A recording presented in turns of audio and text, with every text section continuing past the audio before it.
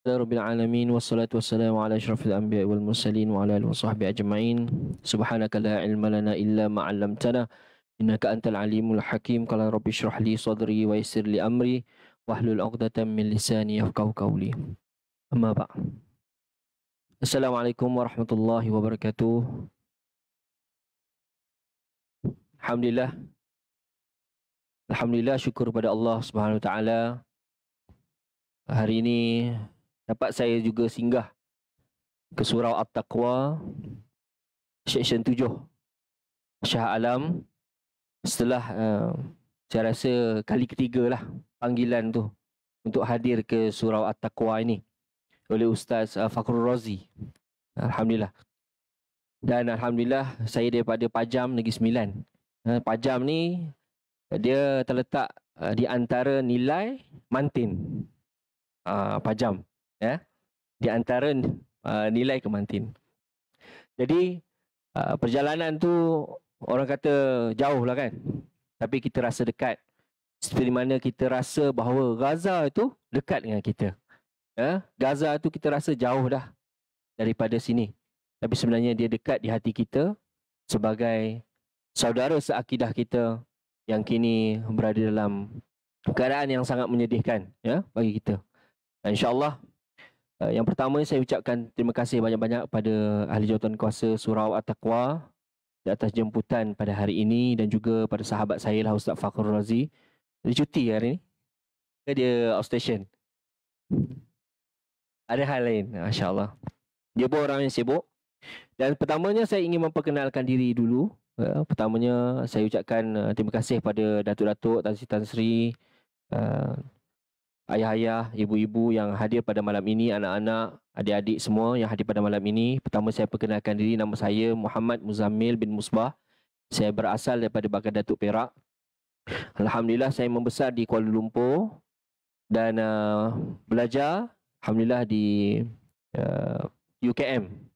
Selepas habis UKM ataupun di sebelum UKM saya di kuis, kemudian UKM, Alhamdulillah, dan sekini saya berkhidmat di Yadim lah, Yayasan Dakwah Islamiah Malaysia, Yadim Putrajaya.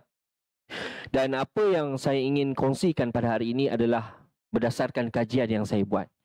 Bila kita kata kajian ini pelbagai sumber dan ramai orang yang mengkaji. Dan kita sebagai orang yang mengkaji, kita menghormati kajian-kajian yang dilakukan oleh para pengkaji. Dan apa yang kita nak sentuh hari ini adalah berkisarkan tentang sejarah Islam yang begitu gemilang. Selama lebih 800 tahun, Islam bertapak di bumi Al-Andalus ini. Bumi Al-Andalus, tuan-tuan, saya rasa tuan-tuan tahu, puan-puan tahu, ia terletak di Eropah, iaitu di Spanyol, Portugal, Andorra, Gibraltar, di Morocco. Jadi negara-negara ini adalah sebahagian daripada wilayah-wilayah Al-Andalus. Kalau kita faham, Al-Andalus itu berada di Spanyol. Kalau kita bayangkan sekarang, kita berada di Asia Tenggara. Kita pergi tengah sikit, kita akan nampak bumi Jazirah Arab. Jazirah Arab yang sekarang ni yang kita tengok tengah bergolak di bumi Syam, ya? Itu di Jazirah Arab, tengah-tengah. Kemudian kita bergerak lagi ke sebelah barat lagi. Kita akan jumpa Mesir, kita akan jumpa Tunisia, kita akan jumpa Libya, kita akan jumpa Algeria, betul? Kita akan jumpa Maghrib Al-Aqsa. Dipanggil Maghrib Al-Aqsa iaitu Morocco sekarang ni. Maghrib yang paling jauh. Al-Aqsa itu jauh ataupun suci lah. Yang kita kenali Masjidil Aqsa, Masjidil Aqsa. Masjid yang jauh, masjid yang suci. Sampailah di border Morocco itu, kita akan melintasi satu selat. Nama dia Selat Gibraltar. Selat ini, Gibraltar itu daripada nama seorang Qaid. Qaid itu ketua lah. Qaid Jaish, seorang ketua tentera yang bernama Tariq Ibn Ziyad, di mana selat itu dinamakan sebagai Selat Gibraltar. Dan sampai di Selat Gibraltar itu ada benua Eropah. Spain, Portugal itu dikenali sebagai Semenanjung Iberia. Kita di Tanah Melayu dikenali sebagai Semenanjung Tanah Melayu. Ada Semenanjung Tanah Arab. Ada Semenanjung Iberia. Semenanjung Iberia inilah yang menjadi tempat medan umat Islam bertapak di Eropah. Kenapa? Kenapa umat Islam jauh-jauh datang daripada bumi Damaskus, di bumi Syria, bergerak daripada Syria, mereka menyebarkan Islam sampailah ke Eropah. Mengapa? Mesti ada sebab. Dan kita akan cari sebab kenapa Islam sampai ke bumi Eropah, insya-Allah. Kalau anda lihat di slide saya ni adalah gambaran ataupun gambar-gambar yang membuktikan tinggalan-tinggalan sejarah yang ada di bumi Al-Andalus. Kalau kita pergi tengok kat sini, kita rasa tak macam dekat Eropah. Ini macam dekat negara Arab ataupun di Middle East dan sebagainya. Tetapi inilah kenyataannya. Hari ini Spanyol dan Portugal, mereka amat menghargai apa yang ada di bumi mereka itu, iaitu tinggalan-tinggalan Islam yang ada di bumi Al-Andalus ini. Dan bagaimana orang Islam, orang Yahudi, orang Kristian duduk di bawah satu wilayah yang ditakbir oleh pemerintah-pemerintah Islam. Dan bagaimana orang Islam sendiri sangat menjaga orang-orang bukan Islam, orang-orang kafir yang menetap secara zimmi di bumi Al-Andalus ini. InsyaAllah. Ini kita boleh gambarkan. Kita baca ayat Quran. A'udzubillahi minasyaitanirrajim. Ya ayyuhalladzina amanu taqullaha wal tanzur nafsum ma qaddamat lighad wattaqullaha innallaha khabirum bima ta'malun. Surah Al-Hashr ayat ke-18 yang bermaksud, wahai orang-orang yang beriman, bertakwalah kepada Allah dan hendaklah setiap diri memperhatikan apa yang telah diperbuatkannya untuk hari esok, yakni akhirat. Dan bertakwalah kepada Allah. Sesungguhnya Allah Maha mengetahui apa yang kamu kerjakan. Ayat ini menggambarkan kepada kita bahawa kita sebagai orang yang beriman, kita orang yang diajak supaya bertakwa kepada Allah, supaya memperhatikan apa yang kita lakukan. Apa bekal kita di akhirat nanti? Apa yang kita nak bawa di akhirat nanti bertemu dengan Allah Subhanahu Wa Taala? Adakah sekadar pahala membaca Al-Quran sahaja? Ataupun dengan bersedekah sahaja? Ataupun kita hanya duduk di masjid, duduk di surau, berzikir, berdoa? Adakah itu sahaja peranan kita dalam Islam? Sudah pastinya Islam itu jauh kita boleh pergi. Kita terus. InsyaAllah hari ini saya akan ringkaskan dalam waktu sejam. Kan? Boleh sejam? InsyaAllah. Kita akan tengok bagaimana Islam sampai ke bumi Iberia ini. Itu yang pertama. Yang keduanya, kita akan lihat bagaimana Islam membawa bumi Eropah ini daripada keadaan yang kalut, huru-hara, penindasan, kepada sebuah negara yang begitu gemilang, yang begitu hebat, yang begitu bertamadun. Pernah dengar tak Imam Ash-Shatibi? Pernah dengar? Kita biasa baca Al-Quran, Tariq Syatibiyah. Imam Ash-Shatibi ini berasal daripada mana, tuan-tuan? Daripada Spain. Satu tempat kalau kita Google Map, cuba tengok Shativa. Kita cari X-A-T-I-V-A. Shativa. Cuba try cari. Di situlah tempat Imam Ash-Shatibi dilahirkan. Ada dua Imam Syatibi. Yang pertama, Imam Syatibi tarik dari sudut bacaan Al-Quran. Kedua, Imam Syatibi seorang arkitek maqasid syariah.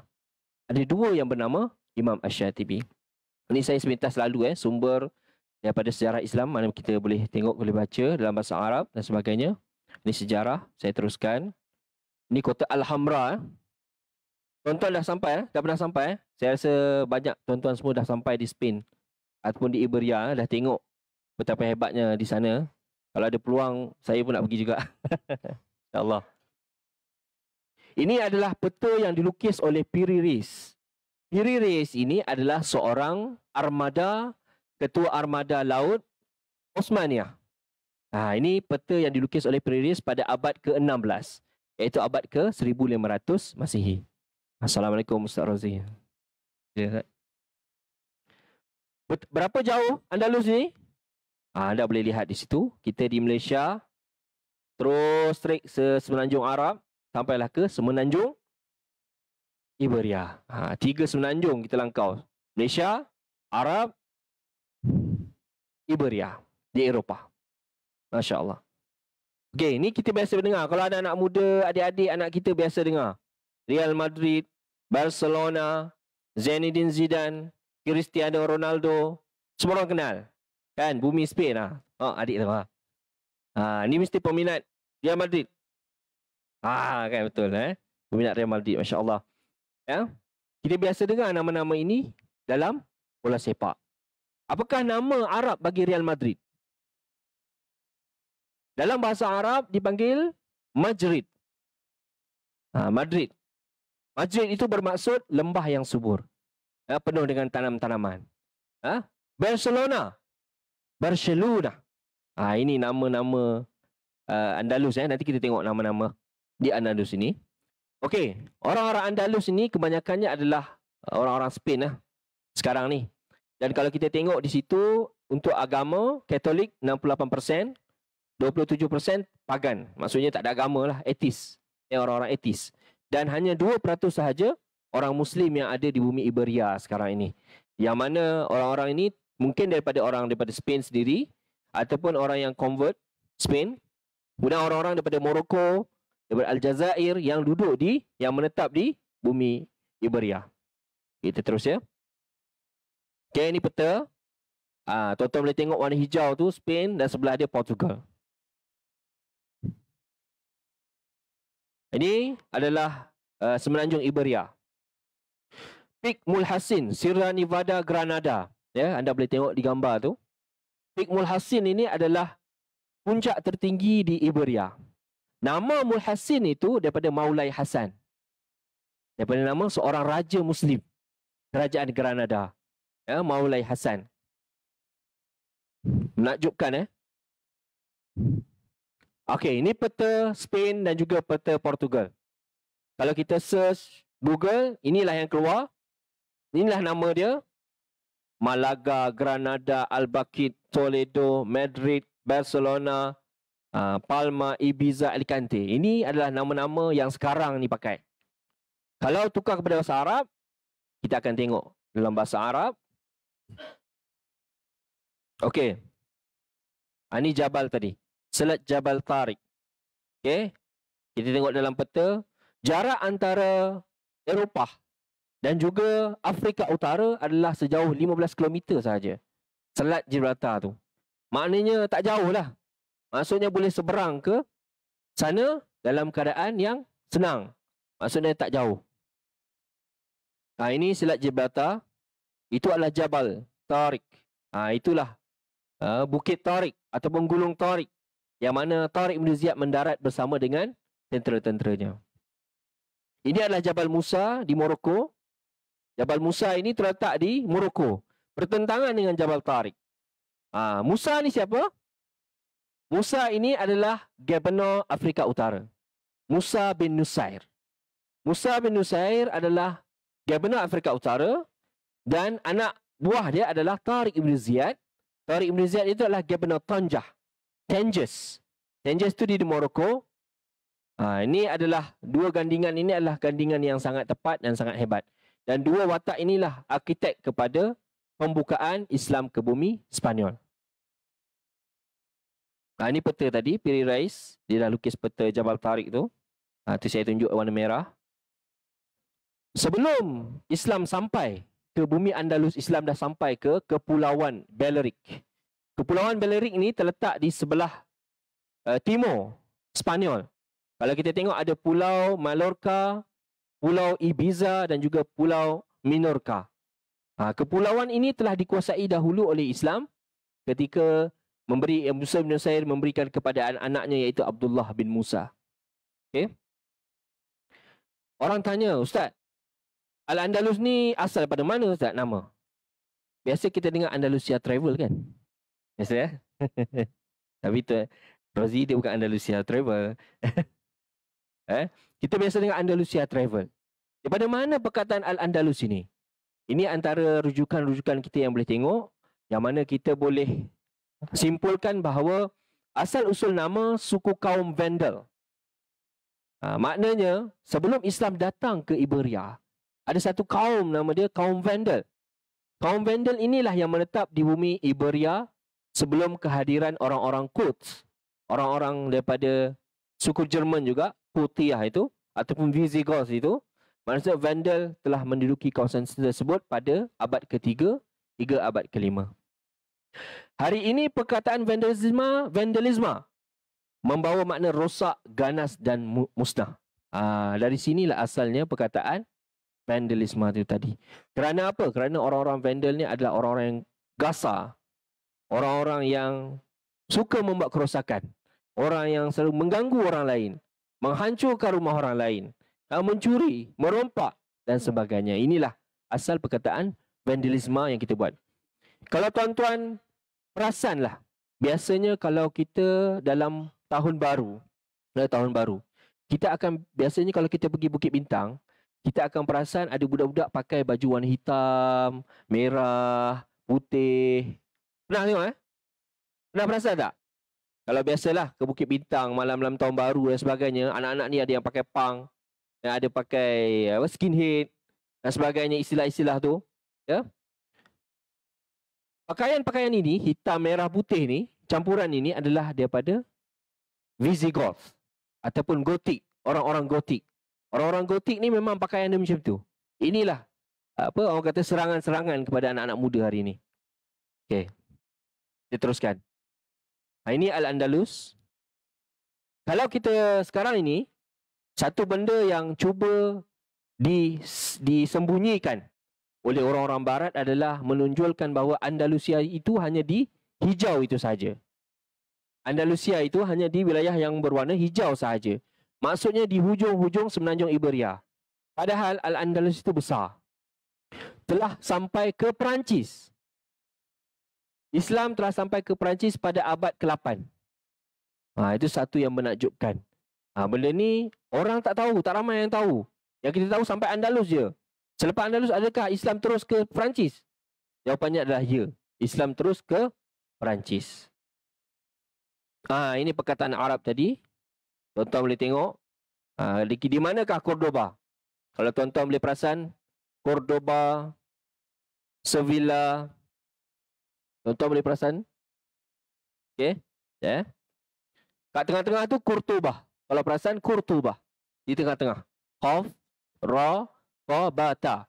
Cordoba. Kalau tengok yang sebelah dia Sevilla. Ishbiliyah. Bawah Cordoba tu ada Ishbiliyah. Sevilla.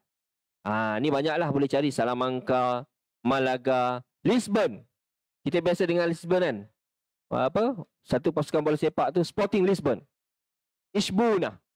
Ishbuna ni betul-betul sebelah kiri. Sebelah barat. Saya ingat sebelah kanan. Ishbuna, tepi laut. Itu Lisbon. Okey.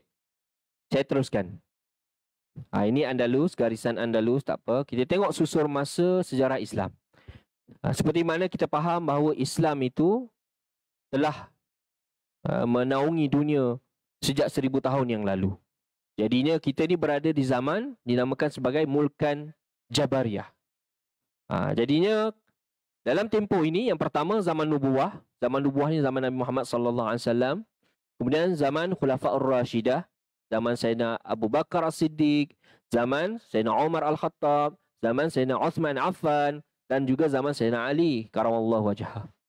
Dan zaman Mulkan Azam. Zaman Mulkan Azam ni zaman Bani Umayyah, Bani Abbasiyah, Bani Osmaniyah. Masa tu banyak kerajaan-kerajaan lain. Mamluknya lagi, Saljuknya lagi, Khawarizme lagi. Ada kerajaan Mughal. Tahu kerajaan Mughal, tuan-tuan? Daripada India. Mughal. Asal-usul dia daripada Mongol. Mereka tu adalah cicit-cicit Mongol. Genghis Khan, Saman Khan, Shah Rukh Khan. Jadinya kerajaan Mughal di India. Kerajaan yang sangat besar. Dia teruskan. Ini hadis Nabi SAW. Ini ada satu hadis. Sanadnya da'if. yang menceritakan tentang telah menceritakan kepada kami Yahya bin Ishaq telah menceritakan kepada kami Yahya bin Ayub berkata telah menceritakan kepadaku Abu Qabil berkata kami sedang berada bersama dengan Abdullah bin Amru bin Al-Ash. Dia ditanya di antara dua kota, manakah yang terlebih dahulu dibuka? Konstantinopel atau Rom? Maka dia meminta sebuah kotak dan mengeluarkan dari kotak tersebut sebuah kitab. Dia Abu Qabil berkata, maka Abdullah berkata suatu ketika kami berada bersama dengan Rasulullah sallallahu alaihi wasallam sedang menulis, iaitu saat beliau ditanya tentang dua kota ini, Konstantinopel, kota Rom. Ditanya, kota manakah yang lebih dahulu dibuka? Jadi Rasulullah sallallahu alaihi wasallam sebut kota yang lebih dahulu dibuka adalah kota Heraklius. Heraklius itu kota apa? Konstantinopel. Kita tahu Rom ni terpecah dua. Rom terpecah dua, Rom barat di Roma, Rom timur di Konstantinopel. Di Istanbul lah sekarang ni. Istanbul. Bila Rom akan dibuka? Wallahu alam. Itu di akhir zaman. InsyaAllah. Ya, berkaitan dengan tersebut. Inilah peta antara kota Konstantinopel dan juga kota Rom yang berada di Itali. Jadi, bila dia berkait dengan hadis Nabi SAW, kata-kata Nabi SAW, para sahabat bersungguh-sungguh untuk membuka kota Konstantinopel. Banyak siri sejak daripada era zaman Bani Umayyah lagi dihantar untuk membuka Konstantinopel. Beberapa kali kan. Sampailah selepas seingat saya berapa ratus tahun barulah dibuka oleh seorang sultan bernama Sultan Muhammad Al-Fatih pada tahun 1453 Masihi. Masya-Allah. Di situ juga ada makam sahabat Abu Ayyub Al-Ansari. Sayyidina Abu Ayyub Al-Ansari yang mana terletak di berdekatan dengan kota Konstantinopel. Sebab itulah cita-cita orang Islam untuk menembusi ke Roma. Inilah misi sebenar Al-Andalus ini, tuan-tuan. Orang-orang Islam pada waktu tersebut, para sahabat, tabi'in, tabi'in, mereka berjuang habis-habisan sehingga masuk ke mengikut arah Eropah sampailah ke Roma dan terus ke Konstantinopel. Itu adalah misi dia orang sebenarnya. Sebab itulah Islam sampai ke bumi Eropah. Ini susur masa lah. Saya lajukan. Tak apa ni, tadi susur masa. Nanti lain kali lah, jemput lain kali. Ni berkaitan dengan tadi tu hadis Nabi berkaitan dengan nubuwah. Zaman Khulafa Ar-Rashidah 30 tahun. Zaman Mulkan A'azan. Daripada 41 Hijrah hingga 1342 Hijrah. Kemudian, sekarang kita berada di zaman Mulkan Jabariyah. Zaman diktator. Zaman kita berada di akhir-akhir zaman. InsyaAllah. Jadi, pembukaan Al-Andalus ini, tuan-tuan, mengambil masa 80 tahun selepas kewafatan baginda Nabi SAW. Daripada tahun 600 hingga tahun ke-700, dalam tempoh tersebut, pembukaan demi pembukaan kota-kota Islam dibuka melalui Jazirah Arab, masuk ke Mesir, masuk ke Afrika Utara, sampailah ke Al-Andalus. Ini susur masa kita. Tuan-tuan boleh tengok kelahiran Nabi, kemudian pembukaan kota Mekah, kemudian kewafatan Nabi Muhammad SAW, zaman Khulafa, zaman Bani Umayyah, kemudian pembukaan Afrika Utara, kemudian Tariq dan Musa mendarat di Gibraltar, perang dan keseluruhan Spain. Tak sampai 4 tahun, lebih kurang 3 tahun atau 4 tahun, Islam telah merangkumi seluruh bumi Iberia. Iberia. Ini garis masa dia. Kalau tuan-tuan boleh faham, yang atas tu garis masa sejarah dunia Islam, yang bawah adalah garis masa Andalus. Jadi Andalus 800 tahun merasai 3 khalifah. Khalifah Bani Umayyah, Khalifah Abbasiyah dan juga Khalifah Osmaniyah. Osmaniyah tu dah hujung-hujung. Dah hujung-hujung masa tu Islam dah mula keluar daripada bumi Al-Andalus. Okey, baik. Okey, kerajaan Visigotik. Saya bagi sejarah sikitlah. Sebelum Islam sampai ke bumi Iberia, satu kerajaan yang sangat kuat daripada Rom yang bernama kerajaan Visigotik. Visigoth. Goth. Dalam bahasa Arab dipanggil Quds. Qutiyah. Kerajaan Quds. Kerajaan Quds ini adalah bangsa Jerman yang datang daripada atas, suku Jerman yang turun ke Perancis, kemudian dia turun lagi sampai ke Spain dan dia membina kerajaan di Spain. Daripada abad ke-5, 6, abad ke-4, 5, 6 mereka menguasai semenanjung Iberia. Kisah nak jadi pembukaan tu, ya tuan. Okey, Viking. Viking ini daripada atas, Scandinavian Viking. Kalau kita tengok dalam sejarah Islam, bumi Andalus, Viking ini memang kerap kali menyerang wilayah-wilayah Islam, termasuklah Al-Andalus. Sebab apa? Viking ni dia cari kekayaan. Dia tahu bumi Islam ini kaya, banyak harta, kota maju. Dia datang menjarah bumi-bumi di Andalus ini, ambil harta, bawa balik. Ambil harta, bawa balik. Kerja dia untuk merampas, merompak. Itulah kerja-kerja Viking lah. Kalau ikut catatan sejarah, itu Viking. Visigoths lain. Suku yang lain. Ini antara komuniti asal lah. Kalau penduduk di Spain, kalau tuan-tuan nampak, ada bangsa Iberia, ada bangsa Celtic, ada bangsa Phoenicia, bangsa Karteng, dan juga bangsa Rom yang menduduki di Spain. Selepas Rom terpecah, Rom Kristian, ada Rom Yahudi, ada Rom Kristian masa ni. Kemudian jatuh je Rom, barulah naik Visigoths, kerajaan terakhir untuk kerajaan Kristian di Iberia. Okey. Nanti kita panjang ni. Slide ni ada 200 slide. Ya.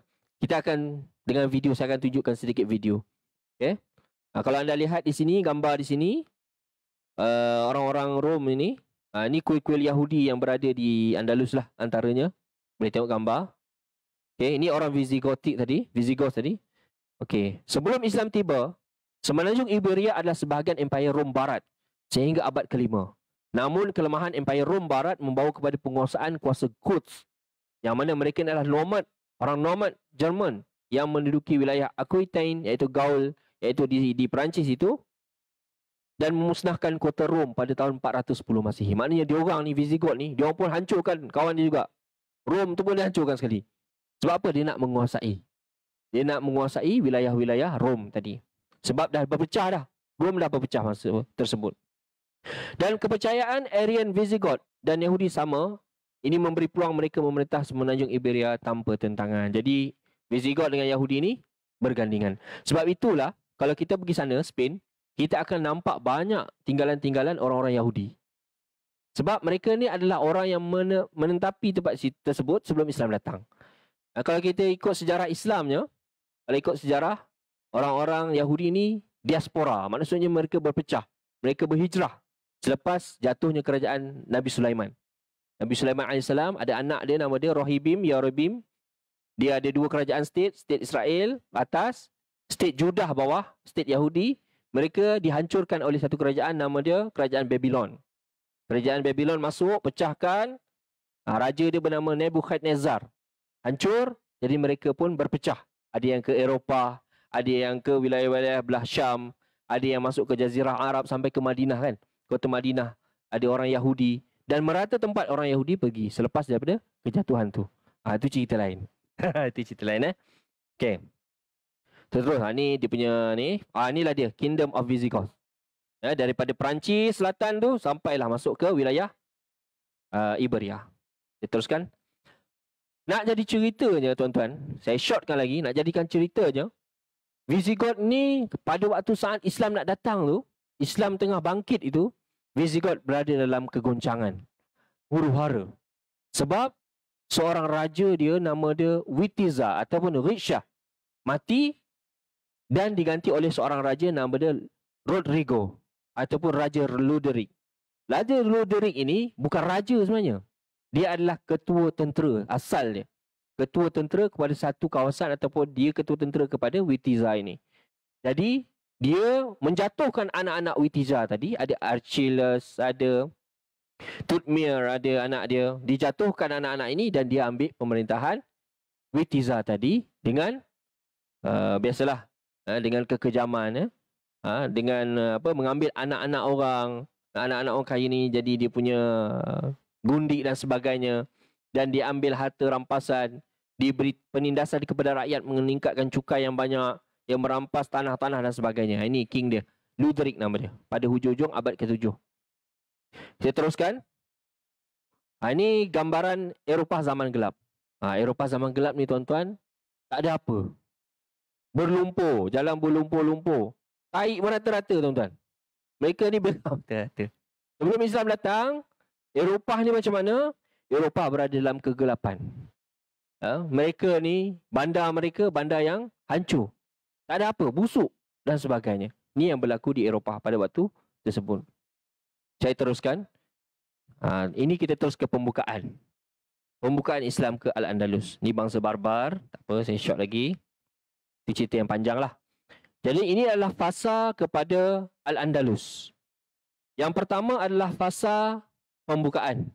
Pada zaman Khalifah Al-Walid yang pertama, Bani Umayyah, pada tahun 711. Pembukaan Al-Andalus ini berlaku pada bulan Ramadan. Berlaku pada bulan Ramadan. Macam kita lah. Sekarang ni, kita berada di bulan Jamadil Awal. Betul tak? Jamadil Awal. Dia dah prepare lah ni. Prepare. Prepare kapal. Prepare tentera. Prepare senjata nak turun ke Al-Andalus. Dan bulan Ramadan itu adalah bulan yang mereka mendapat kemenangan oleh Allah SWT. Faktor pembukaan Al-Andalus. Yang pertama adalah kerana untuk misi dan seruan menyebarkan Islam. Yang kedua, seruan jihad membuka Konstantinopel dan Rom mengikut hadis tersebut.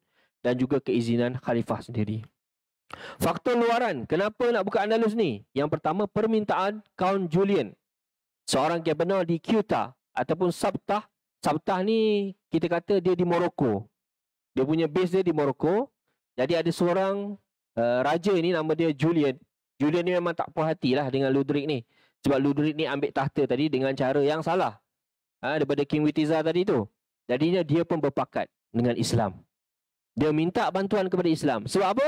Sebab anak dia yang bernama Florinda, anak puteri kepada raja ini, telah dirampas oleh Raja Lutherik tadi tu. Itulah dendam kesumat lah Count Julian. Jadi pada waktu tersebut dia pun nak minta bantuan dengan Islam untuk bantu dapatkan anak dia balik. Ini antaranya lah kerapuhan benteng pertahanan pihak Gus di Iberia. Okey. Pada waktu tersebut kerajaan Visigoth ni berpecah-pecah. Dia dah crack lah, fraction lah. Sebab anak-anak yang tadi berperang dengan dia, ya, Acil pun berpecah dengan dia. Maksud tak ada kerjasama dah time tu. Jadi waktu inilah paling terbaik Islam untuk turun ke bumi Andalus,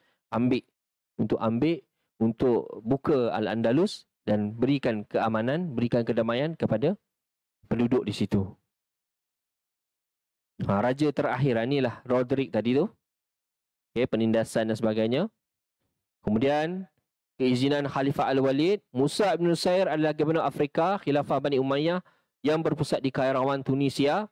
Dengan izin Khalifah Al-Walid, maka memberikan kepada Tariq bin Ziyad seramai 7,000 orang tentera untuk mendarat ke Al-Andalus daripada Tanjah ke Gibraltar. Tapi sebenarnya kita kena ingat, sebelum Tariq bin Ziyad sampai, ada seorang lagi yang sampai dulu. Iaitu seorang pembantu kepada Tariq yang bernama Tarif Ibn Malik. Tarif ni sampai dulu pada tahun 710 Masihi.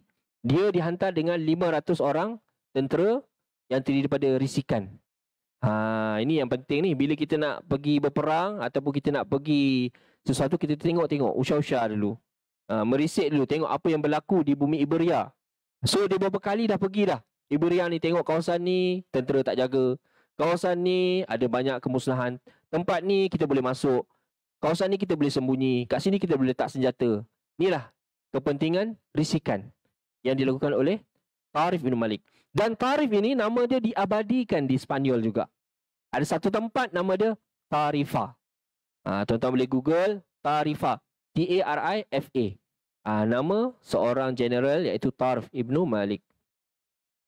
Ni Gibraltar tuan-tuan, Jabal Tariq. Kita ingat Gibraltar ni ataupun Gibraltar ni di bawah Spain, rupanya di bawah UK.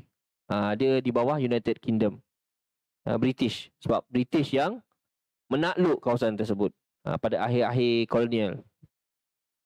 Ini kita boleh tengok peta. Di situ Ceuta, di situ Gibraltar dan Algeciras.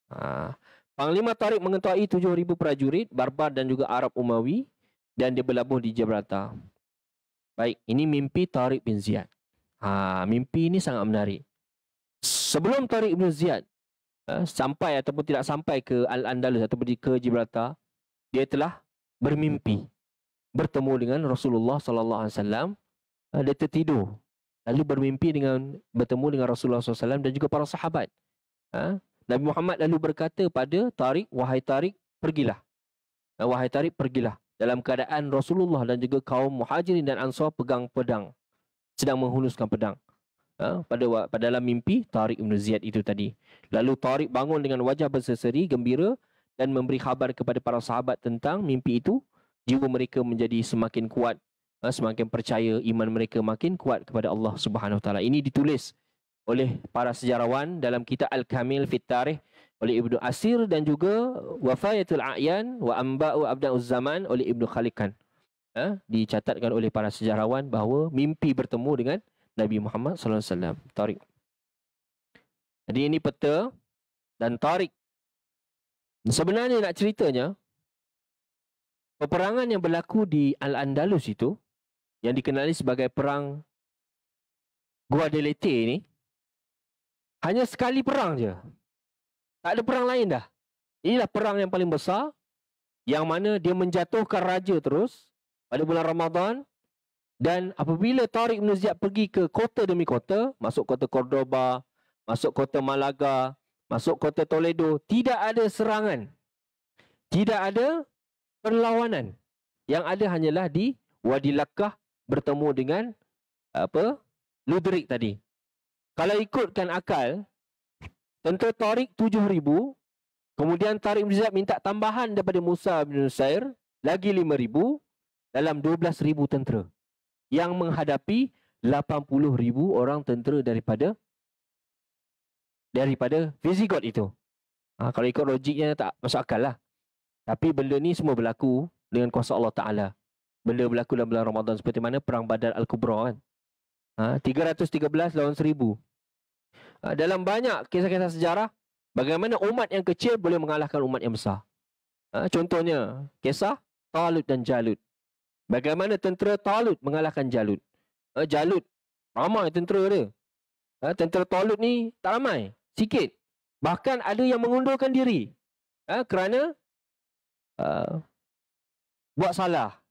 Takut.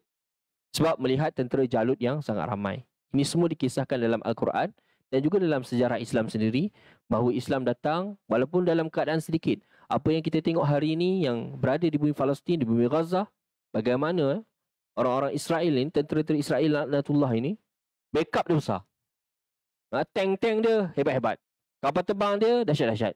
Tapi dengan dalam keadaan Gaza, tentera Gaza tu lebih kurang dalam, mungkin tak ramai, tapi mereka berjaya mempertahankan diri dan juga menyerang balik secara mengejut kepada Israel yang dikatakan sebagai tentera paling terbaik di dunia katanya. Tetapi hari ini dinafikan kehebatan mereka itu dengan bantuan Allah Ta'ala. Dan banyak perkara-perkara ajaib, perkara-perkara pelik yang berlaku di bumi Gaza kepada pejuang-pejuang ini yang kita tengok hari ini.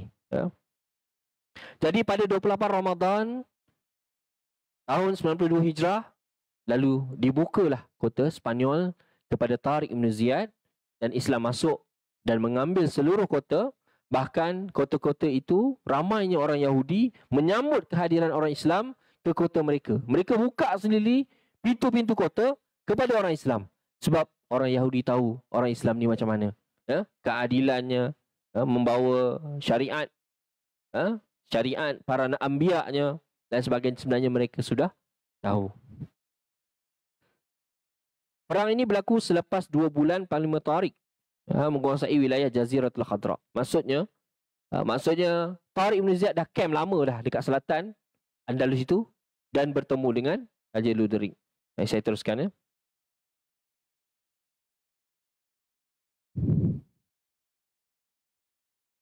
Okay, baik. Macam mana Islam sampai ke Spanyol? Macam itulah. Apabila Tariq bin Ziyad dan juga Musa bin Nusair turun ke bumi Al-Andalus.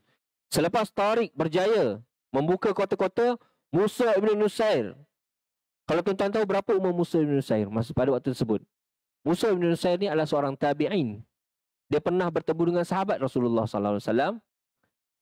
Dia orang yang sangat penting. Musa ibn Nusair ini masuk ke Al-Andalus pada usia 80 tahun. Dia membawa bersamanya seramai 15,000 orang tentera. Jadinya ada dua cara masuk. Tariq masuk ikut sebelah Gibraltar. Musa bin Nusair masuk ikut sebelah barat. Masuk ke wilayah Medina Sedunia, masuk ke Sevilla, dan mereka bertemu di satu kota nama dia Kota Toledo. Kota Toledo. Di situ mereka bertemu dan akhirnya mereka konvoi bersama dan terus ke utara sehinggalah mereka di sebelah sempadan Perancis, Pyrenees, sampailah ke sebelah Asturias, Biscay, di sebelah barat sekali, wilayah Iberia tersebut.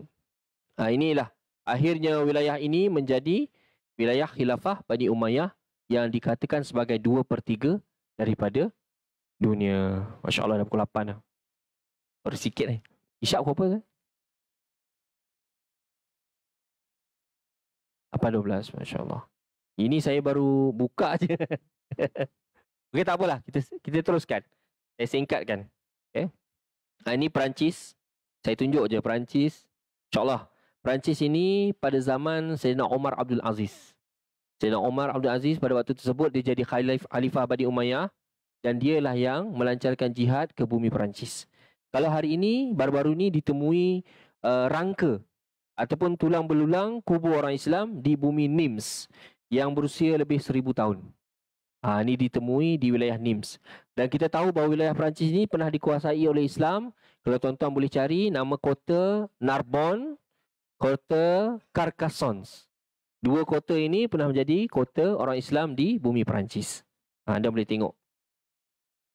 Ya, Islam dah sampai ke 100 km daripada Paris. Kalaulah tak kerana satu perang nama dia Balatus Syuhada antara Islam dan juga tentera Charles Martel. Charles Martel ini adalah Raja Perancis ataupun Frankish. Pada waktu tersebut mereka bertembung di satu wilayah nama dia Poitiers. Bila bertembung pada waktu tersebut Islam kalah masa tu. Yang dipimpin oleh Abdul Rahman Al-Ghafiqi kalah di wilayah Perancis. Jadi Islam tak sampai ke seterusnya. Dan itu adalah yang terakhir Islam sampai di Perancis dan akhirnya mereka mundur dan menduduki di kawasan selatan Perancis di Narbonne, di Carcassonne. Ini kita boleh cek lagi lah, boleh tengok lah. Ya. Selepas jatuhnya kerajaan Bani Umayyah, kerajaan Abbasiyah, maka Andalus pun dia buat emirate sendiri. Dia tubuhkan daulah dia sendiri yang mana dinamakan sebagai Daulah Bani Umayyah Cordoba ataupun Andalus. Ini Abdul Rahman Ad-Dakhil. Kita nak cerita. Okey, Tariq Ibn Ziyad itu yang membuka dan juga Musa. Abdul Rahman Ad-Dakhil ini adalah seorang raja daripada Damsyik Syria. Keturunan Bani Umayyah yang dikejar oleh Bani Abbasiyah. Bila Abbasiyah masuk, naik menjadi khalifah, mereka mencari anak cucu cicit Bani Umayyah dan dihapuskan semuanya. Dibunuh semuanya. Kerana perasaan dendam. Kerana sebelum ini Abbasiyah itu ditindas oleh mereka. Sebelum ini. Jadinya inilah masa kita balas dendam ni. Kita dah naik kerajaan, kita dah jadi khilafah. Jadi kita hapuskan semua. Jadi yang terlepas hanya seorang ni. Nama dia Abdul Rahman Ad-Dakhil. Yang lari selama 5 tahun. Daripada bumi Damsyik. Masuk ke Syria. Daripada Syria masuk ke wilayah Mesir. Masuk ke Algeria. Sampailah ke Morocco. Sampai ke Morocco dia selamat. Sebab apa? Mak dia orang barbar. Mak dia orang Morocco, barbar. Ni Abdul Rahman Ad-Dakhil. Dan bila jatuh je Bani Umayyah, kerajaan yang berada di Al-Andalus berpecah-pecah. Jadi tak ada pemerintah. Sebab Abbasiyah ada pemerintah. Abbasiyah pun nak dapatkan juga Cordoba tapi tak berjaya. Sebab mereka ada satu peperangan yang mana Abbasiyah kalah. Dia mundur dan memberi laluan kepada Abdul Rahman Ad-Dakhil sebagai pengasas kepada kerajaan Islam Bani Umayyah Al-Andalus. Maka bermulalah era Bani Umayyah selama 300 tahun di bumi Al-Andalus. Ini anak cucu cicit yang lari daripada pembunuhan. Jauh tuan-tuan. Umur dia 20 tahun.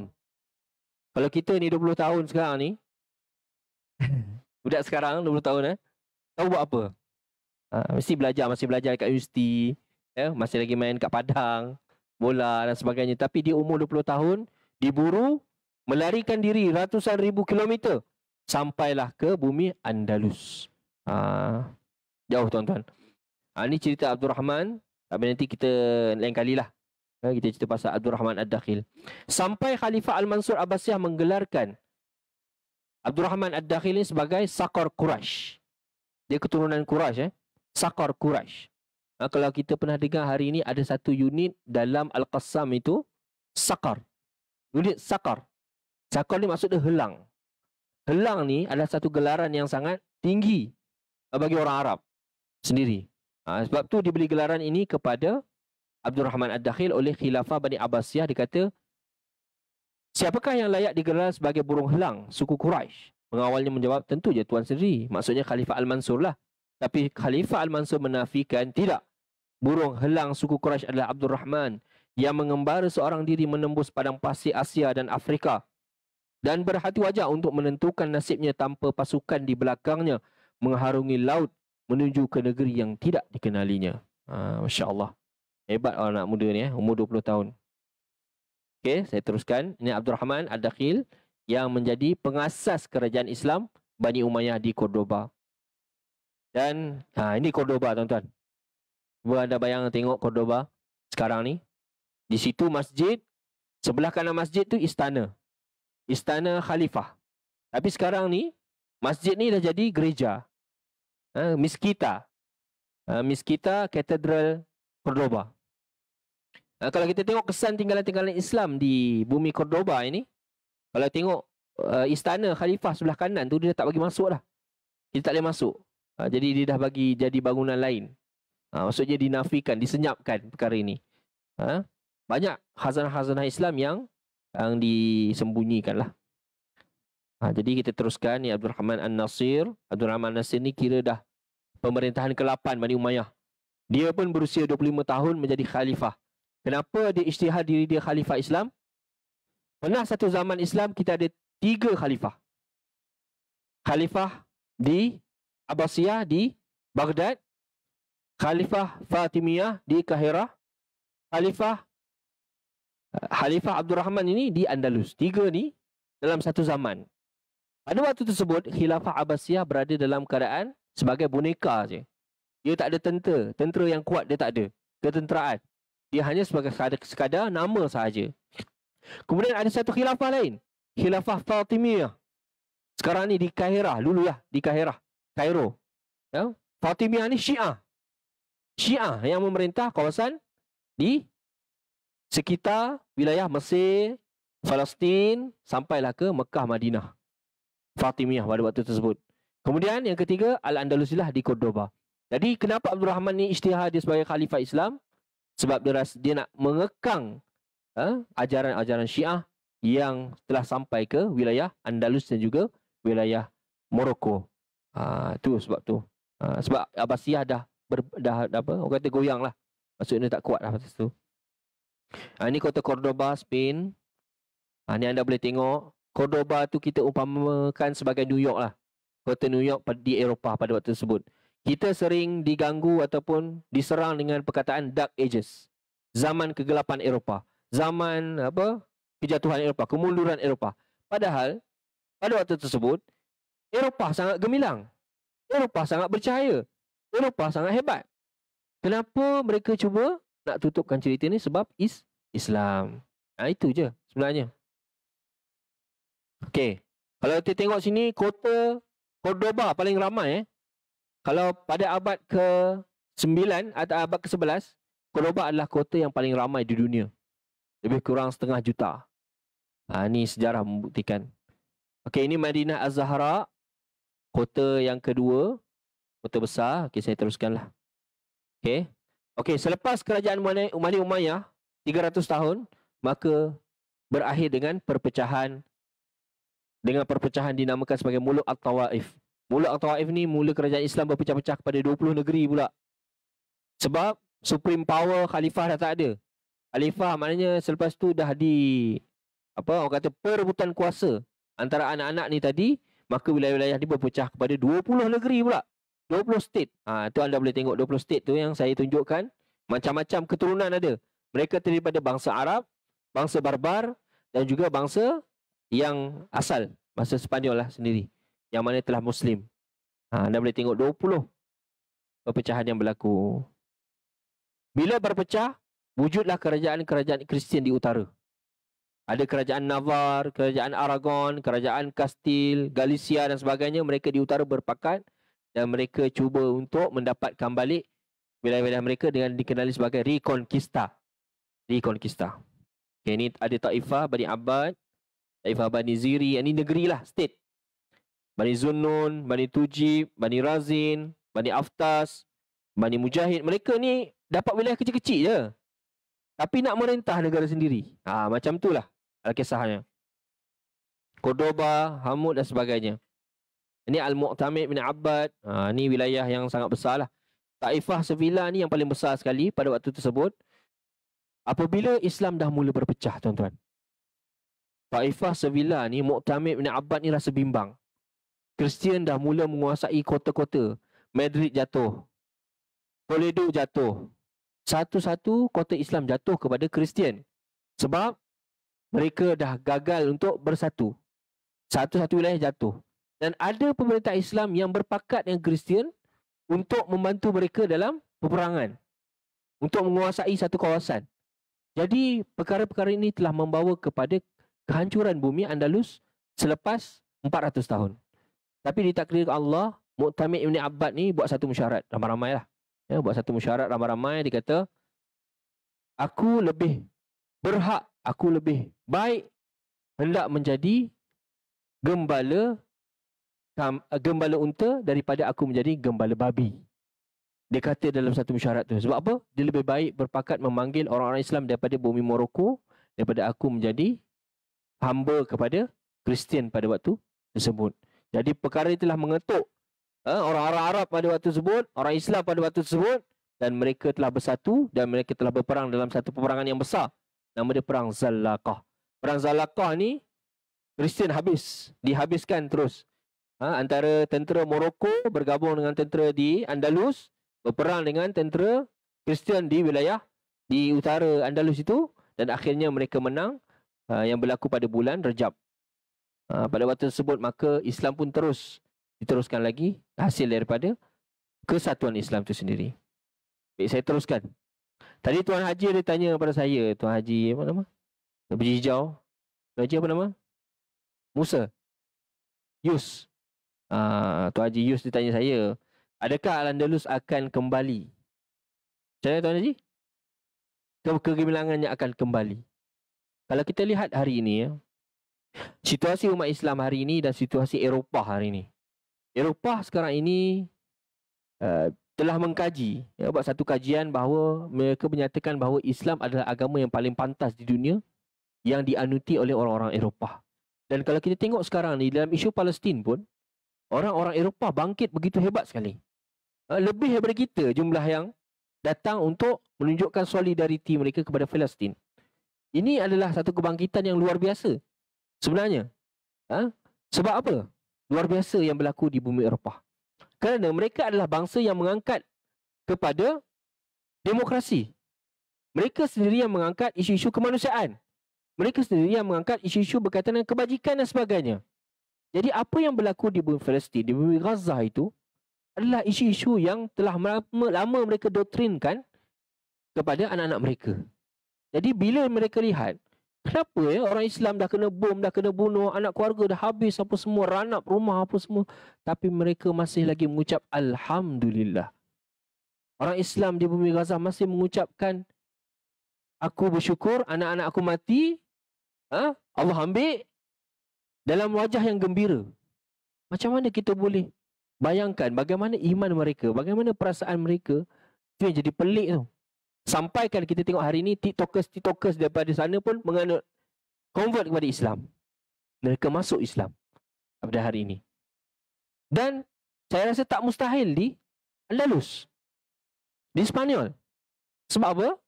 Sebab di Spanyol Semakin mereka mencari gali, mencari-cari tentang identiti nenek moyang mereka siapa, mereka akan temukan bahawa nenek moyang mereka dulunya adalah orang Islam yang membawa kegemilangan kepada negara tersebut. Kalau anda nak tahu, selepas kehancuran Al-Andalus ini tuan-tuan, pada tahun 1492 Masihi, kerajaan Islam yang terakhir iaitu Bani Nasir di Granada.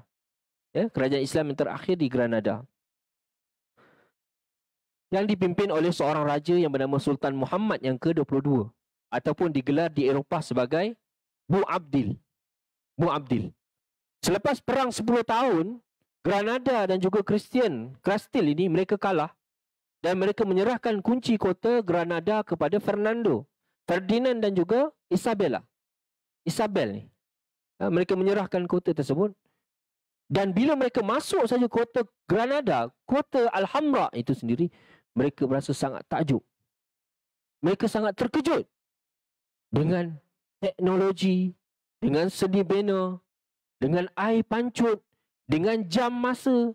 Tuan-tuan tahu, kalau tuan-tuan search Alhambra, di tengah tu ada satu singa. Orang panggil sebagai apa? Kolam berbentuk singa. Kolam berbentuk singa itu adalah kolam masa. Kolam waktu. Kolam waktu yang menunjukkan waktu solat. Pukul 1, pukul 2. Pukul 2 dia akan keluar pukul 2. Pukul 3 dia akan keluar air pukul 3. Itu adalah jam. Betapa hebatnya Islam pada waktu tersebut.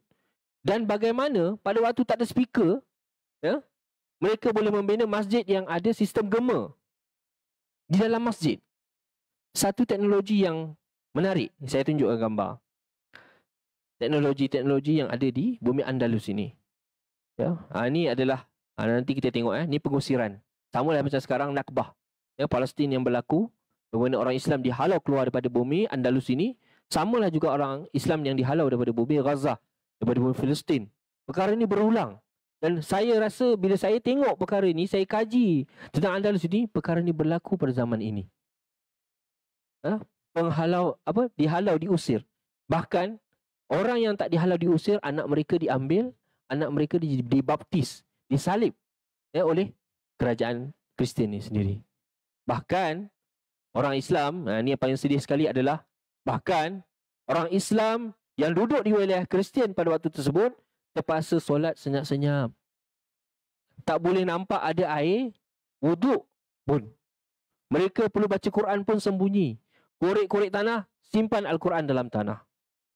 Mereka tak boleh diketahui identiti mereka Islam. Mereka berpura-pura menjadi Kristian pada zaman Al-Andalus itu. Dan umat Islam pada waktu tersebut ditindas. Jadi Kristian ini ada satu undang-undang, Inquisition. Satu undang-undang yang ditubuhkan untuk menangkap orang Kristian yang pura-pura Kristian, tapi dalam hati ada iman, mereka akan diseksa. Tuan-tuan nak tahu bagaimana mereka diseksa? Nanti saya tunjuk gambar dia. Dan tuan-tuan tak sanggup nak tengok. Sebenarnya, bagaimana orang Islam dahulu, kalau sekarang ni kita tengok tembak mati kan, bom meletup. Orang dulu lain. Dia ada barang-barang penyiksaan dia. Penyiksaan. Nanti saya tunjukkan. Ini adalah kejatuhan tadi. Ini. Okey. Pihak kerajaan Katolik Kastil mengingkari perjanjian dan mengenakan peraturan Royal Edict pada tahun 1501 Masihi. Sama ada orang Islam nak kekal di Spain, tapi kena murtad. Ataupun kekal di Spain untuk jadi hamba diorang. Dan yang ketiga, atau keluar Spain, dihalau terus. Nak duduk kat situ kena jadi orang-orang Kristian, kena dimurtadkan. Ni Al-Quran dibakar, orang-orang Islam dimurtadkan, dibaptiskan di Andalus. Ini alat-alat penyiksaan contohnya. Kerusi tadi tu. Anda lihat kerusi tu. Dia duduk kat situ dengan paku yang tajam-tajam dan disiasat. Betul ke kau ni percaya Islam? Betul ke kau ni iman kau ni? Betul ke kau ni Islam? Betul ke kau membaca Quran? Betul ke? Ditanya soal siasat. Dan dalam waktu yang sama mereka menyeksa orang Islam. Kalau tuan-tuan boleh tengok sebelah tu, satu tempat ni akan dimasukkan orang Islam dalam tong ini dan dibakar hidup-hidup. Tong itu dipanaskan sampai mati orang tu. Sampai mati orang Islam di Al-Andalus. Ini yang berlaku di Al-Andalus pada tahun 500 yang dulu. Ini alat di antaranya. Anda boleh lihat roda. yang diputarkan. Ya, duduk kat situ, api bawah diputar-putar macam panggang. Macam panggang. Itulah siksaan-siksaan yang dilakukan kepada orang Islam Andalus apabila orang Islam sudah jatuh dan juga tidak bersatu. Akhirnya umat Islam diseksa dan dihalau keluar daripada bumi Al-Andalus. Ni tuan-tuan, dihalau kita. Ni adalah Al-Hamra tadi saya sebut tadi, masuk kota tersebut indah, begitu hebat sekali. Kalau dapat pergi Al-Hamra ini, subhanallah, ya. Alhamdulillah, selepas 500 tahun kejatuhan kota Al-Hamra pada tahun 1492 Masihi, alhamdulillah azan dah bergema di bumi Granada dengan adanya satu masjid Mezquita di Granada pada tahun, ingat saya tahun 2000, ya, dibina di situ. Asal masjid itu diperjuangkan oleh rakyat Spanyol, Islam Spanyol sendiri selama lebih 20 tahun, dan tempat yang dia dapat tu tempat sampah sebenarnya, tempat yang tidak digunakan. Tapi akhirnya ditakdirkan Allah, tempat tersebut adalah spot yang terbaik menghadap betul-betul kota Alhambra. Boleh search Mezquita di Granada, kisah bagaimana mereka memperjuangkan untuk mendapatkan masjid di bumi Granada. Selepas 500 tahun barulah bergema azan di bumi Granada. Okay, baik. Ni tak apa, saya teruskanlah. Ini teknologi, sistem longkang dah ada. Boleh tengok kat tengah tu ada jam. Jam air namanya. Dipanggil. Di tengah-tengah Alhambra tu ada jam air yang saya sebutkan tadi. Ini istana di Sevilla. Dan di sana ada sistem Noria. Noria ni, Naurah ini adalah sistem di mana air diambil masuk ke kota. Air dimasukkan daripada sungai Wadi Al-Kabir itu dimasukkan ke kota Cordoba. Ni samalah sistem yang digunakan oleh Kesultanan Melayu Melaka. Yang mana Kesultanan Melayu Melaka juga dia ada sistem kincir air yang membawa air masuk ke kota. Ni sama. Kita lihat teknologi bagaimana air pancut pun ada. Macam mana boleh terfikir keluarnya air pancut? Saya pun tak faham. Dia ada satu sistem takungan air lah. Yang mana air itu dibawa sampai ke tempat tinggi dan air itu disalurkan ke bandar. Ni cara teknologi mereka lah pada tersebut. Ni antaranya bagaimana pembuatan kertas, topi besi dan sebagainya, paip air dan sebagainya, tempat membasuh baju ada, ya, hammam. Hammam ni tempat mandi awam. Biasalah kita orang Islam berwuduk 5 kali sehari, suka bermandi kan, membersihkan diri dan sebagainya, dan tempat mandi-mandi awam yang dibuat pada era tersebut. Ini Masjid Cordoba. Ini Masjid Cordoba. Ini sistem gema tadi. Dia ada atas ceiling tu dia ada bentuk macam cengkerang. Inilah sistem gema yang digunakan oleh orang Islam pada waktu tersebut. Okey, pengaliran udara, cahaya. Bagaimana cahaya tu masuk tu dia jadi bersilang-silang, dia jadi bentuk warna yang sangat cantik, warna jadi pelangi, ya. Sangat menarik. Ini Madinatul Zahra. Ini 3 kota di Cordoba. Madinatul Zahra ni, kota Madinatul Zahra ni dijumpai pada tahun 1960-an ataupun 70-an. Kemudian Madinah Az-Zahira ni belum jumpa lagi. Ada 3 kota yang ada di Cordoba, kota besar. Maka lahirlah di sana Ibn Rushd, Imam Al-Qurtubi, Ibn Hazmin, Abbas bin Firnas, orang pertama yang terbang di dunia, ya. Abbas bin Firnas ni orang pertama yang terbang daripada menara Masjid Cordoba. Ya, orang pertama di dunia 1000 tahun dulu. Sebelum ada je kapal terbang, dia dah terbang dulu. Kemudian Maslamah Al-Madrid, ya, Madrid, seorang astronomer. Kemudian ada Abu Qasim Az-Zahri Abul Qasis. Abul Qasis ni alat pembedahan dia digunakan sehingga hari ini oleh Barat. Ya? Alat-alat pembedahan semua tu hari ini diguna pakai. Ni contoh. Okey. Abu Ibn Khalaf Al-Muradi, ni bapa Transformers. Dia membina robot-robot di Andalus. Robot-robot yang digunakan dengan air. Jam, dan sebagainya. Ni zaman tu. Sebenarnya teknologi ni dah jauh. Contohnya Ferrari lah. Ferrari itu kalau bahasa Arab jadi firar. Firar tu laju, cepat, lari, firar. Ferrari.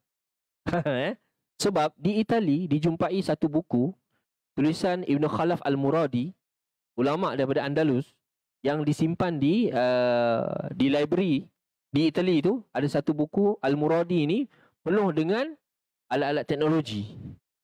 Berbagai teknologi. Jadi buku tu disimpan oleh mereka. Benda tu ada. Okey, baik. Ini kubur. Kubur yang dijumpai di bumi Andalus. Kubur orang Islam yang menghadap kiblat lah. Yang ditemui. Kebanyakan kubur-kubur Islam ni, semuanya sebenarnya dihapuskan identiti dia. Batu nisan semua habis lah. Jadi dibuat rumah atas kubur orang Islam tu sendiri. Jadi benda-benda ni dijumpai di bawah rumah-rumah. Rumah-rumah orang sekarang. Ni contohnya. Baik. Itulah. Alhamdulillah. Sedikit lah kisah tentang Al-Andalus. Dan apa yang kita boleh dapat daripada kisah Al-Andalus ini adalah satu ibrah yang sangat besar. Dan Al-Andalus sebenarnya adalah satu ketamadunan Islam yang berada di Eropah sehingga hari ini kita memakai khazanah yang ada hari ini. Imam Al-Qurtubi, tafsir Al-Qurtubi kita baca.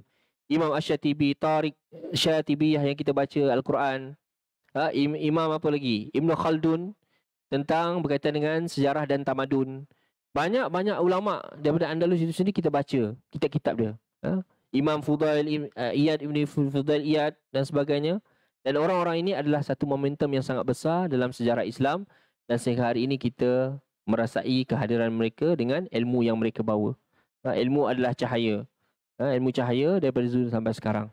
Dan sebelum saya akhirilah kuliah saya hari ini, saya melihat apabila Andalus jatuh, maka berlakulah perang salib daripada Spanyol dan Portugal sehinggalah mereka menawan kota Melaka. Dan mereka juga cuba untuk masuk ke bumi Makkah, bumi Madinah untuk ambil jasad Rasulullah sallallahu alaihi wasallam. Alfonso Albuquerque tu memang tujuan dia nak ambil jasad Nabi Muhammad sallallahu alaihi wasallam. Tapi itulah perang salib selepas jatuhnya Andalus.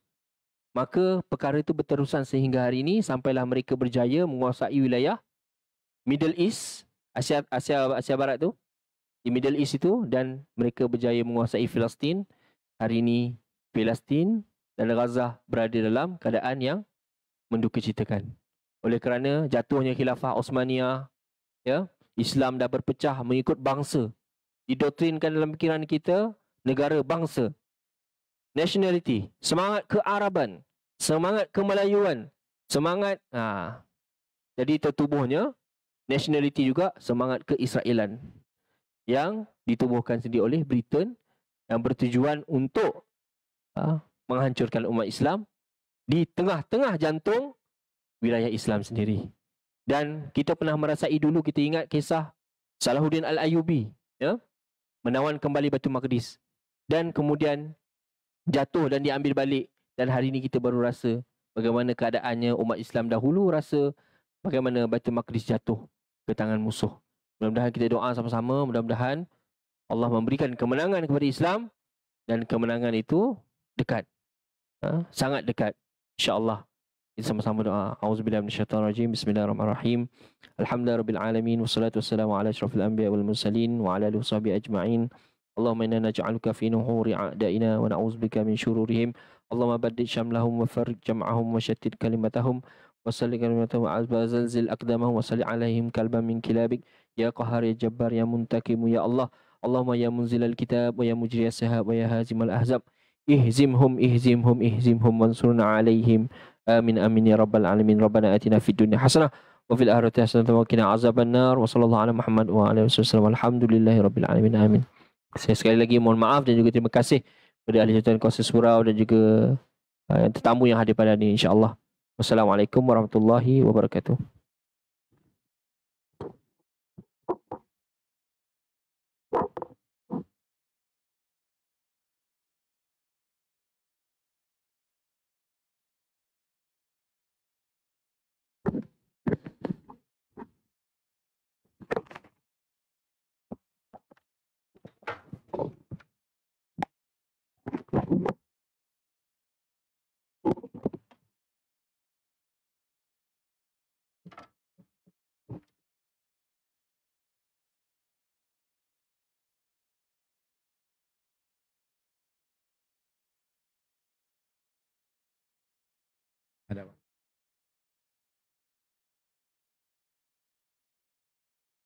الله أكبر الله أكبر.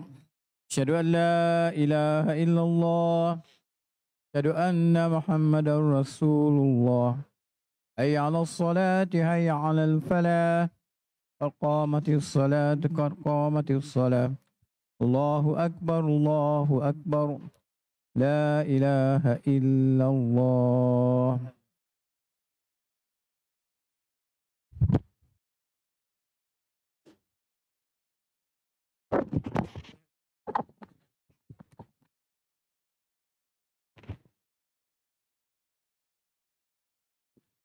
As-sakim wa'atilu luru dan rapatkan saf. Bismillahirrahmanirrahim. Qul a'udzu birabbin nas, malikin nas, ilahin nas, min syarril waswasil khannas, alladzi yuwaswisu fi sudurin nas minal jinnati. Allahu akbar. Allahu akbar kabir, alhamdulillah kabir. Hanifan nasman. Ya syarika lahu. بسم الله الرحمن الرحيم. الحمد لله رب العالمين. الرحمن الرحيم. مالك يوم الدين. إياك نعبد وإياك نستعين. اهدنا الصراط المستقيم. صراط الذين أنعمت عليهم غير المغضوب عليهم ولا الضالين.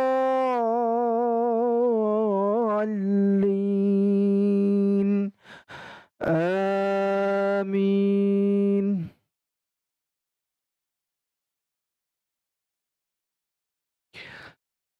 بسم الله الرحمن الرحيم. ألم تر كيف فعل ربك بأصحاب الفيل؟ ألم يجعل كيدهم في تضليل وأرسل عليهم طيرا أبابيل ترميهم بحجارة من سجيل فجعلهم كعصف مأكول. الله أكبر. سبحان ربي العظيم. سبحان ربي. سمع الله لمن حمده. ربنا ولك الحمد حمدا كثيرا طيبا. الله أكبر. سبحان ربنا. الله أكبر. ربي اغفر لي وارحمني. الله أكبر. سبحان ربي.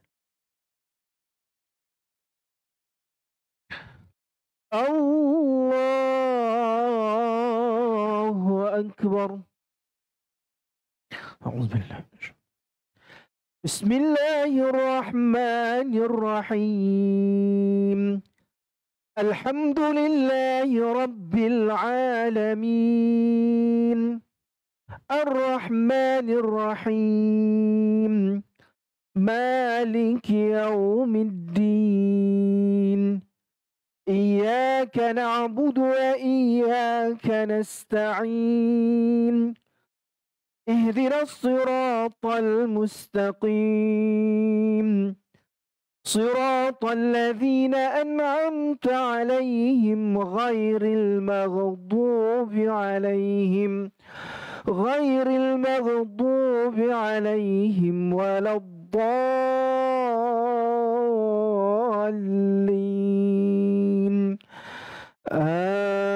آمين.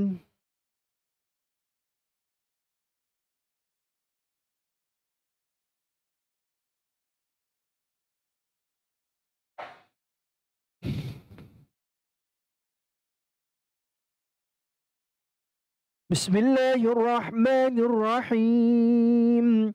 إذا جاء نصر الله والفتح ورأيت الناس يدخلون في دين الله أفواجا فسبح بحمد ربك واستغفر إنه كان توابا. الله أكبر. سبحان ربي العظيم. سبحان ربي. سمع الله لمن حمده ربنا ولك الحمد حمدا كثيرا طيبا مباركا فيه. الله أكبر. سبحان ربي. سبحان الله أكبر. ربي اغفر لي أرحمني. الله أكبر. سبحان ربي. الله أكبر. تحيات المباركات والصلوات. السلام عليك يا نبي ورحمة الله وبركاته. السلام علينا وعلى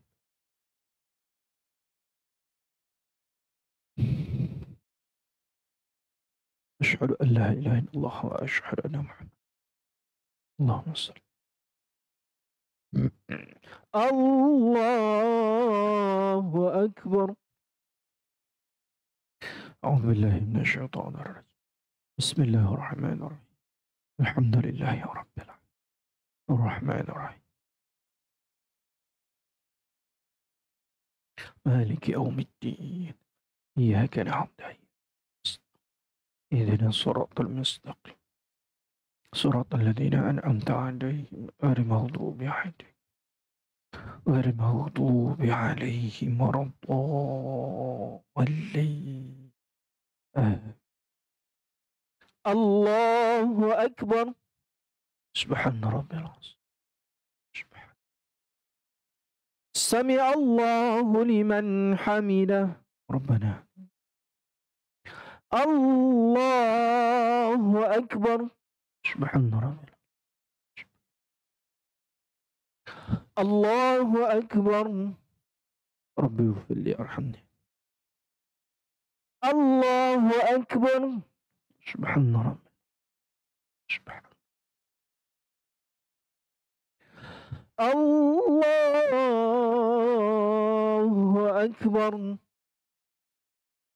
أعوذ بالله من الشيطان الرجيم. بسم الله الرحمن الرحيم. الحمد لله رب العالمين الرحمن الرحيم مالك يوم الدين إياك نعبد اهدنا الصراط المستقيم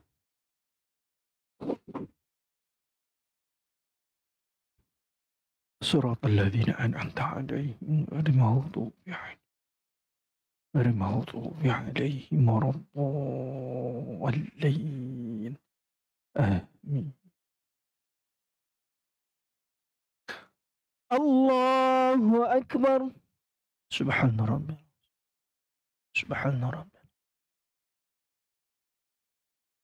سمع الله لمن حمده ربنا ولك الحمد حمدا كثيرا طيبا مباركا. اللهم إنا نجعلك في نهور أعدائنا ونعوذ بك من شرورهم. اللهم بدد شملهم وفرق جمعهم وشدد كلمتهم وزلزل أقدامهم وسلط عليهم كلبا من كلابك يا قهار يا جبار يا منتقم يا الله يا الله يا الله. اللهم يا منزل الكتاب ويا مجري السحاب ويا هازم الأحزاب اهزمهم وانصرنا عليهم. اهزمهم وانصرنا عليهم.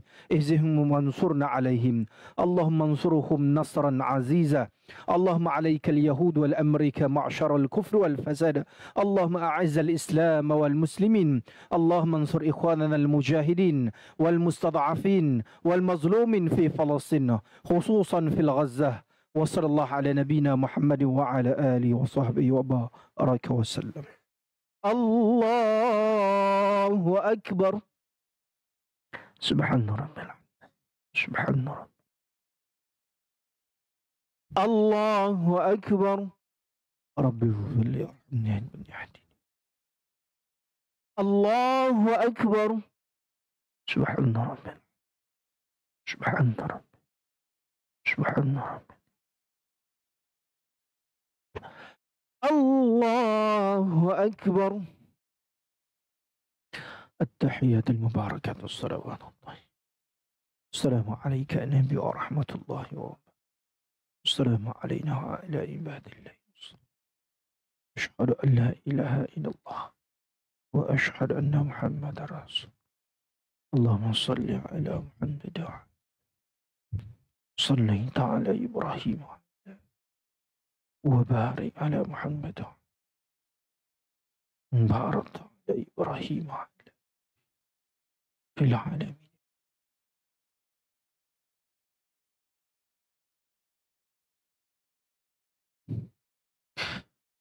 السلام عليكم ورحمة الله. السلام عليكم ورحمة الله. اللهم أعنا على ذكرك وشكرك وحسن عبادتك. أستغفر الله أستغفر الله أستغفر الله. اللهم أنت السلام منك السلام تبارك يا ذا الجلال والإكرام. لا إله إلا الله وحده لا شريك له له الملك وله الحمد وهو على كل شيء قدير. اللهم لا منع لما أعطيت ولا معطي لما منعت ولا ينفع ذا منك الجد. لا إله إلا الله مخلصين له الدين ولو كره الكافرون. أعوذ بالله من الشيطان الرجيم. الله لا إله إلا هو الحي القيوم لا تأخذه سنة ولا نوم له ما في السماوات وما في الأرض. من ذا الذي يشفع عنده إلا بإذنه يعلم ما بين أيديهم وما خلفهم ولا يحيطون بشيء من علمه إلا بما يشاء. وسع كرسيه السماوات والأرض لا يؤوده حفظهما وهو العلي العظيم. بسم الله الرحمن الرحيم. قل هو الله أحد الله الصمد لم يلد ولم يولد ولم يكن له كفوا أحد. بسم الله الرحمن الرحيم. قل أعوذ برب الفلق من شر ما خلق ومن شر غاسق إذا وقب ومن شر النفاثات في العقد ومن شر حاسد. بسم الله الرحمن الرحيم. قل أعوذ برب الناس ملك الناس إله الناس من شر الذي يوسوس في صدور الناس من الجن. اللهم أعني على ذكرك وشكرك وحسن عبادتك. سبحان الله سبحان الله سبحان الله سبحان الله سبحان الله سبحان الله سبحان الله سبحان الله سبحان الله سبحان.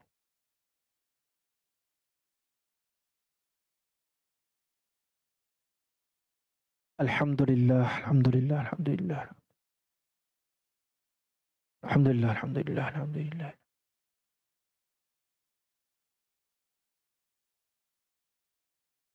الحمد لله. لا إله إلا الله وحده لا شريك له له الملك وله الحمد على كل شيء ولا حول ولا قوة إلا بالله العلي العظيم. أعوذ بالله من الشيطان الرجيم. بسم الله الرحمن الرحيم. الحمد لله رب العالمين حمدا وفينا معه يكافئ مزيده. يا ربنا لك الحمد كما ينبغي لجلال وجهك الكريم وعظيم سلطانك. اللهم صل على سيدنا محمد صلاة تنجينا بها من جميع الأهوال والآفات وتقضي لنا بها من جميع الحاجات وتطهرنا بها من جميع السيئات وترفعنا بها عندك على الدرجات وتبلغنا بها أقصى الغايات من جميع الخيرات في الحياة وعبد الممات. اللهم إنا نشهد أنك أنت الله لا إله إلا أنت الواحد الأحد الصمد الذي لم يلد ولم يولد ولم يكن له كفوا أحد. اللهم إنا نسألك سلامة في الدين وعافية في الجسد وزيادة في العلم وبركة في الرزق وتوبة قبل الموت ورحمة عند الموت ومغفرة بعد الموت. اللهم حاون علينا في سقرات الموت والنجاة من النار والعفو عند الحساب. اللهم اغفر لنا ذنوبنا ولوالدينا وارحمهما كما ربونا صغارا ولجميع المسلمين والمسلمات والمؤمنين والمؤمنات الأحياء منهم والأموات. يا مقلب القلوب ثبت قلوبنا على دينك وعلى طاعتك. ربنا ظلمنا أنفسنا وإن لم تغفر لنا وترحمنا لنكونن من الخاسرين. ربنا لا تزغ قلوبنا بعد إذ هديتنا وهب لنا من لدنك رحمة إنك أنت الوهاب. ربنا لا تؤاخذنا إن نسينا أو أخطأنا ربنا ولا تحمل علينا إسرا كما حملته على الذين من قبلنا ربنا ولا تحملنا ما لا طاقة لنا به واعف عنا واغفر لنا وارحمنا أنت مولانا فانصرنا على القوم الكافرين يا حي يا قيوم يا ذا الجلال والإكرام اللهم انصر إخواننا المجاهدين والمستضعفين والمظلومين في فلسطين خصوصا في غزة وفي سوريا وفي أفغانستان وفي العراق وفي ليبيا وفي تايلاند وفي الهند وفي الصين وفي كل مكان وزمان يا أرحم الراحمين ربنا آتنا في الدنيا حسنة وفي الآخرة حسنة وقنا عذاب النار وأدخلنا الجنة مع الأبرار يا عزيز يا غفار وصلى الله على نبينا محمد وعلى آله وصحبه وبارك وسلم والحمد لله رب العالمين تقبل الله منكم